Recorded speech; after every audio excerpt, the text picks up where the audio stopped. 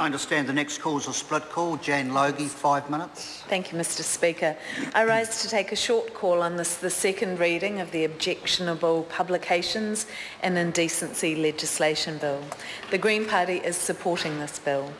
This legislation seeks to do 5 key things. 1, it seeks to increase the maximum penalties for possession, importing and exporting of objectionable publications from 5 to 10 years, and to increase the maximum penalties for supply, distribution or making an objectionable publication from 10 to 14 years. Secondly, it creates a presumption of imprisonment for repeat offenders involving child exploitation. Now, these first 2 points the Green Party does have concerns about, and I'll talk about that a little bit later, but the next 3 we totally support. So this legislation also amends the Film, Video and Publication Act to clarify that possession includes the intentional viewing of indecent material even without downloading or saving it. It also, the 4th point is that it removes the requirement for law enforcement agencies to get the consent of the Attorney General before prosecuting, while maintaining that need for consent for private prosecutions. And the 5th point in the bill is that it creates a new offence under the Crimes Act of indecent communications with a young person. And the young person is defined in this legislation as 16 and under in this instance. This bridges the gap between objectionable publication restrictions that prohibit recording communication with a young person and the other legislation that we currently have of sexual grooming offence, where an offender takes a step to meet a young person.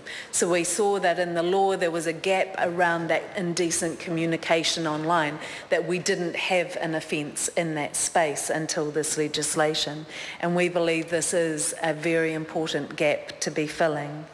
So I clearly recognise that the intent of this bill is to improve the safety of children and young people in New Zealand as a primary driver.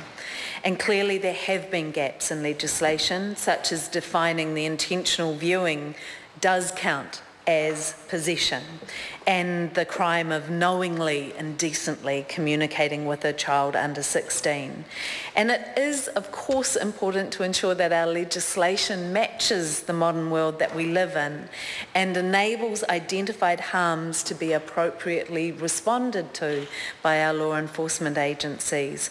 We should be doing what we can to protect children from predators, and also creating an environment to ensure that adults engaging in sexually online are actively encouraged to check the age of the person that they are engaging with. This legislation helps to create that environment.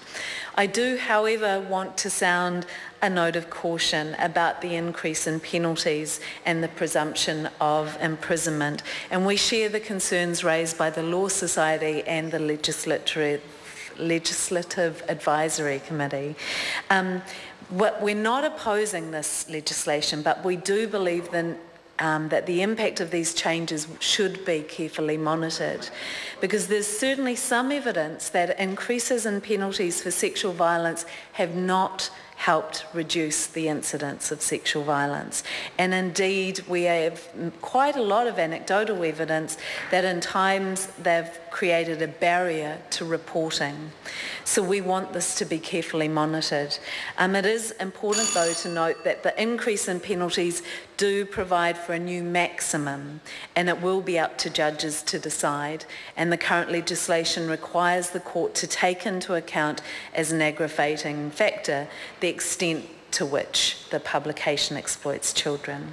I'd also reinforce for this House again the urgent need for more treatment services for sex offenders and children engaged in harmful sexual behaviour. It's not enough to get tough on crime. We need to ensure easy access to support and treatment services, and of course ensure we have a functioning justice system that will enable convictions and appropriate consequences. We owe it to ourselves as a country to ensure we do everything we can to prevent sexual violence.